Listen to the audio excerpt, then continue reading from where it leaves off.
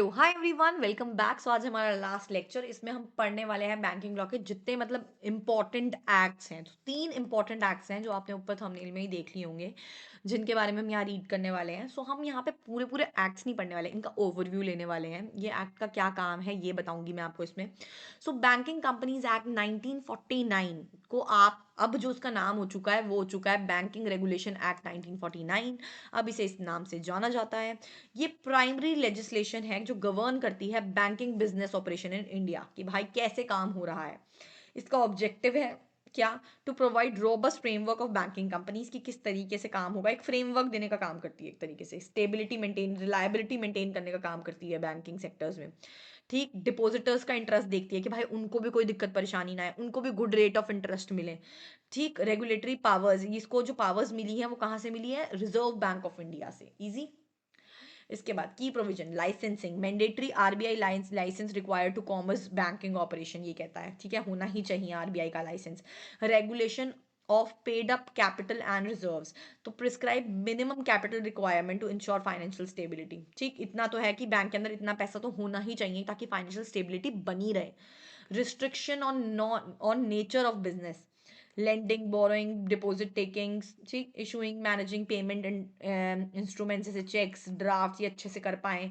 ठीक, investment activity सही से कर पाएं, जितनी लिमिट है उसका ध्यान रखते हुए करें, ये नहीं कि लिमिट से ज़्यादा कर रहे हैं।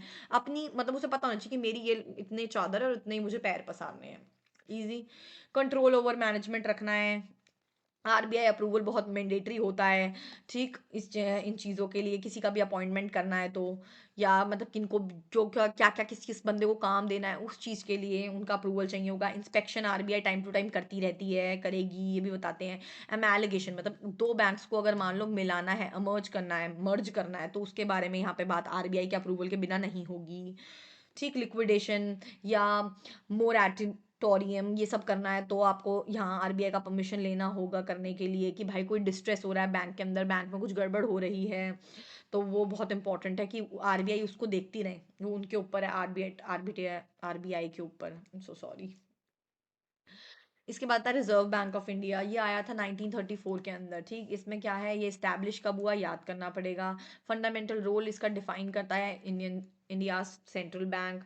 अब ऑब्जेक्टिव क्या है? Maintain monetary stability, regulate currency issue और क्रेडिट सिस्टम, फैसिलिटेट करना smooth functioning payment system, manage करना पब्लिक डेट और फॉरेन एक्सचेंज रिजर्व। ऐसा लग रहा है ना कि सब कुछ सेम ही पढ़े जा रहे हैं। लिटरली मैं भी बोल बोल के मुझे तो लग रहा है मैं सिर्फ रीड कर रही हूँ इसे, क्योंकि यार ये है ही ऐसा, आपको याद ही करना है। लिटरली जुबान स्लिप होने स्टार्ट हो चुकी है इसे बोल बोल के, क्योंकि याद करने वाला है। मैं सच बताऊं तो मुझे लीस्ट इंटरेस्ट आ रहा है ये सब्जेक्ट पढ़ाने में, क्योंकि सब कुछ याद करने वाला है, समझाने वाला बहुत कम लग रहा है ना। और आप लोग भी को भी ऐसा लग रहा होगा कि क्या ही समझाई जा रही है, बट नो ऑप्शन ना, करना तो है ही एग्जाम्स के लिए, क्या कर सकते हैं। Establishment of RBI section 3, formation कब हुई ये लिखा है, फंक्शंस क्या है वही सेम, करेंसी रेगुलेट करना, मैनेज करना पब्लिक डेट्स को, ट्रेजर को मेंटेन करना। हाँ, शॉर्ट टर्म लिक्विडिटी ना हो, ये कुछ मतलब provide short term liquidity assistant देना। यही सब चीज़ें यार, ये आपको खुद ही रीड करना है कहीं ना कहीं। ठीक, bankers bank lenders past reports के बारे में पढ़ना, सुपरवाइजरी देखना उनकी। फिर फॉरेन एक्सचेंज बैंक, सब कुछ सेम है यार, सब कुछ सेम। फॉरेन एक्सचेंज बैंक क्या है? एनेक्ट द रिप्लेसमेंट, बेसिकली इसने फेरा को रिप्लेस किया था। ठीक है, enacted to replace the stringent FERA. FERA is foreign exchange regulation act.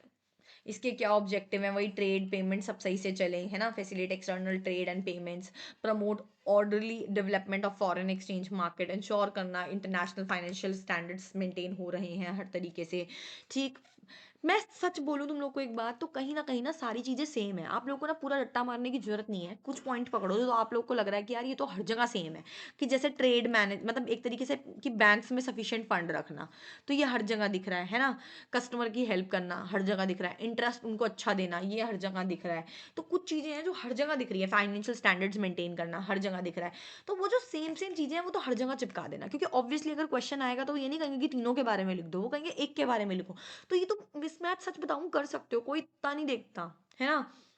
तो ये अपने हिसाब से तुम कर सकते हो मिसमैच, और ये सब कुछ रीडिंग वाला है, इसमें कुछ भी समझाने वाला नहीं है, तो इसे अच्छे से रीड कर लेना, पॉज करके देख लेना एक बार। थैंक यू सो मच, यहीं आपका ये यूनिट खत्म होता है। इंपॉर्टेंट क्वेश्चंस आप चाहते हो तो मैं आपको बता दूंगी नेक्स्ट वीडियोस के अंदर।